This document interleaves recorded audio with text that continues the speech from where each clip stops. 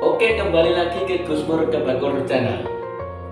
Untuk konten kali ini Gusmur akan berbagi kisah nyata ini. Cerita tentang dua orang pemuda dan dua orang anak yang terlibat kecelakaan lalu lintas, di mana keduanya saling berboncengan. Bagaimanakah ceritanya, Dulur? Ikuti terus di channel Gusmur Kebakur. Namun sebelum kita lanjutkan, kami mohon bagi yang belum subscribe Gusmur Kebakur Channel, silahkan di subscribe, jangan lupa bunyikan loncengnya. Oke, kisah ini berawal pada tahun, bulan, tanggal, dan hari yang tidak bisa saya sebutkan. Terjadi di suatu jalan raya di kabupaten yang juga tidak bisa saya sebutkan. Terjadi kecelakaan lalu lintas. Kecelakaan lalu lintas ini berawal dari dua orang pemuda yang berboncengan mengendarai sepeda motor GL Pro. Katakanlah si A dan si B berboncengan menggunakan atau mengendarai sepeda motor GL Pro.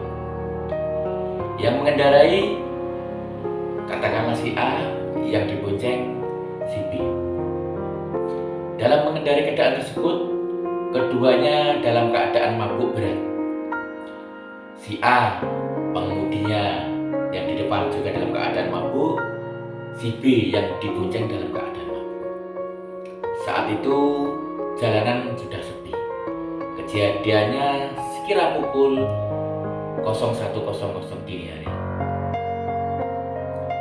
Kejadiannya berawal saat si A dan si B yang awalnya mengadakan pesta miras pesta miras di suatu kafe, di mana saat itu menceritakan bahwa di kafe itu dia habis dua pitcher minuman ABG, arak, bir, dan ginseng.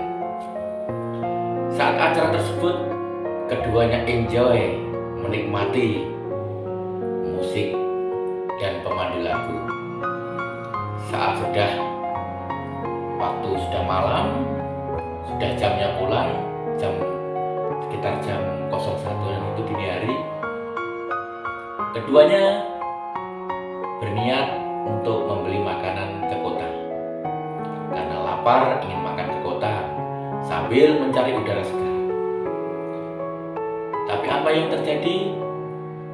Saat itu si A mengemudikan kendaraan dengan kecepatan rendah, namun dalam keadaan terpengaruh minuman keras.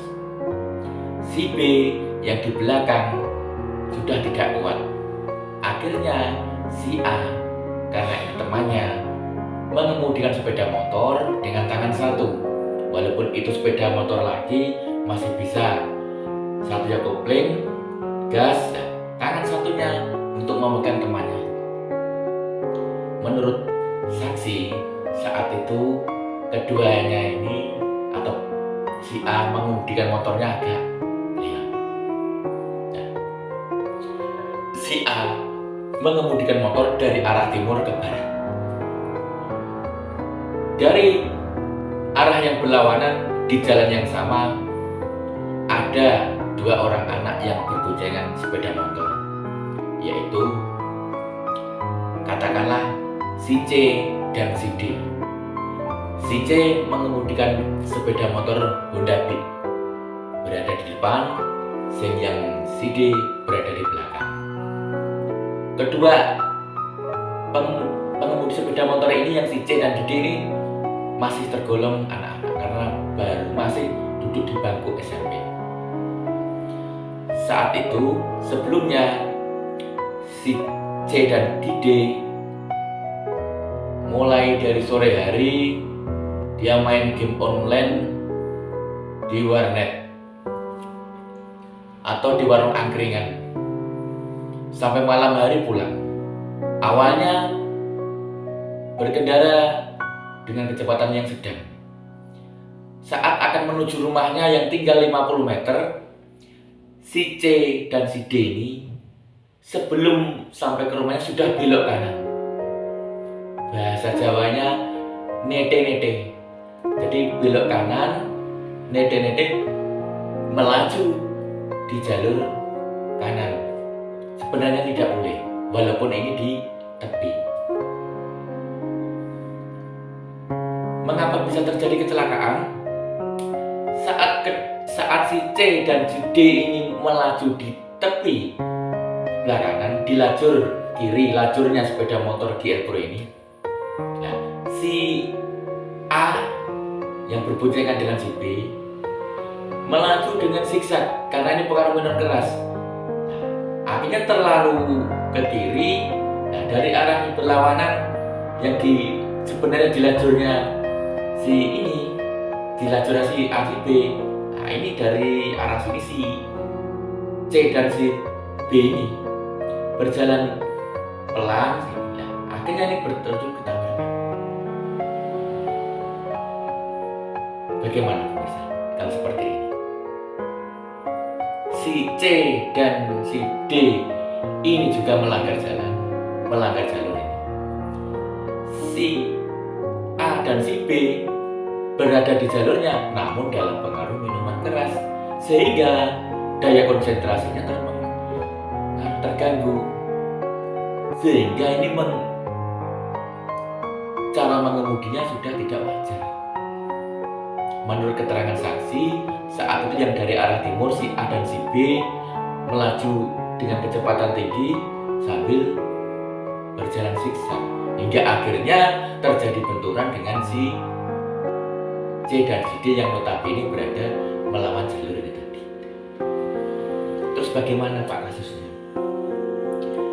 Setelah dilakukan penyidikan, saat itu ternyata si A dan si B lalainya paling tinggi.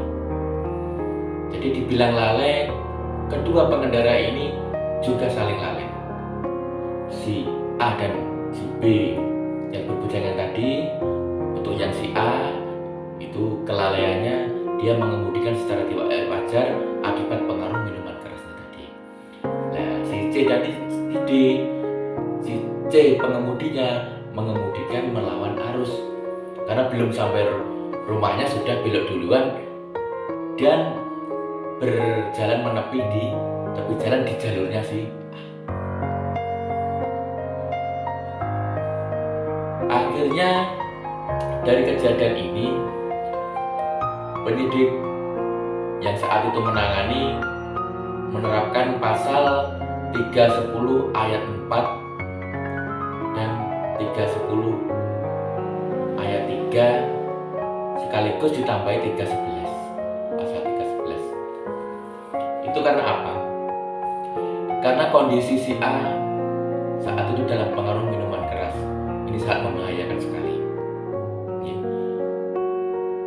Saat kejadian tersebut, setelah terjadi tumburan, si C langsung meninggal di tempat, sedangkan si D yang dibonceng dalam keadaan luka berat, banyak lukanya di sini sampai patah rahang. Terus untuk si A tidak mengalami luka yang serius, hanya lecet biasa. Terus si B yang dibonceng oleh si A juga tidak mengalami luka yang berat, hanya luka ringan, lecet sedikit. Sebenarnya dalam kejadian ini dua-duanya juga punya kelalaian masing-masing. Tetapi kalau ditimbang dari segi kelalaiannya, lebih lalai yang pengemudi dalam keadaan pengaruh minuman keras. Itu untuk yang anak-anak sebelumnya juga belum boleh mengendarai kendaraan bermotor. Tetapi ya inilah faktanya. Setelah dilakukan penyidikan, si A langsung setelah melalui gelar perkara ditetapkan sebagai tersangka dalam perkara pidana kecelakaan lalu lintas. Diterapkan pasal 310 ayat 4 untuk yang korban meninggal dunia dan subsidiar pasal 310 ayat 3 untuk korban yang luka berat. Pasal 310 ayat 4 ancaman hukumannya 5 tahun. Selain itu, penyidik juga menerapkan pasal 311. Apa sih pasal 311? Pasal 311 adalah setiap orang yang mengemudikan kendaraan bermotor dengan cara yang membahayakan bagi orang lain. Jadi dia sudah tahu dalam keadaan mabuk masih mengendarai motor, itu sangat membahayakan bagi orang lain. Itu bisa diterapkan pasal 311. Setelah kejadian tersebut yang saya ikuti, untuk si A kena vonis penjara 10 bulan. Kasihan. Lalu apa hikmah atau ilmu yang kita dapat dari kejadian atau cerita ini? Yaitu yang pertama, kita jangan sampai mengemudikan kendaraan bermotor dalam keadaan pengaruh minuman keras. Karena apa? Minuman keras tersebut dapat mempengaruhi daya konsentrasi kita dalam berkendara. Pasti nanti apabila kita mengemudikan kendaraan sepeda motor ataupun mobil, pasti dalam keadaan yang tidak wajar. Pasti siksa karena orang sudah terpengaruh oleh minuman keras tersebut. Yang kedua, bagi pemirsa yang mempunyai anak, tolong dikontrol. Jangan sampai anak diberi kebebasan untuk mengendarai kendaraan bermotor. Apalagi jam malam. Jam-jam malam tersebut seharusnya orang tua bisa mengontrol anaknya. Jangan sampai keluar malam. Kita tidak tahu apa yang terjadi nanti. Karena kalau sudah di luar rumah, anak-anak kadang tidak terkontrol. Yang ketiga, saat akan berbelok atau akan menuju suatu tempat akan kita tuju, jangan berbelok duluan sebelum di titik lokasi yang akan kita tuju. Contohnya ini tadi, sebelum 50 meter sudah belok duluan, akhirnya lewat tepi. Ya, kasihan dari yang arah berlawanan. Jadi itu ada 3 pelajaran yang dapat kita ambil hikmahnya dari cerita yang saya pisahkan tadi. Untuk yang pertama, jangan mengemudikan kendaraan bermotor saat pengaruh minuman keras. Ya, yang kedua, bagi para orang tua, jangan berikan kekuasaan kepada anak untuk mengemudikan kendaraan bermotor sebelum waktunya, karena masih anak-anak, usia anak itu masih labil. Yang ketiga, saat akan berbelok, pastikan untuk tempat yang akan kita tuju sudah dekat, baru kita berbelok. Jangan lupa nyalakan lampu. Jangan masih jauh kita sudah belok, akhirnya kita jalan ke tepi yang melawan arah. Oke, demikian kisah yang dapat saya ceritakan. Semoga bermanfaat dan dapat menumbuhkan kecintaan kita untuk tetap tertib berlalu lintas. Kita tidak harus paham, tetapi kita harus saling memahami. Salam selamat.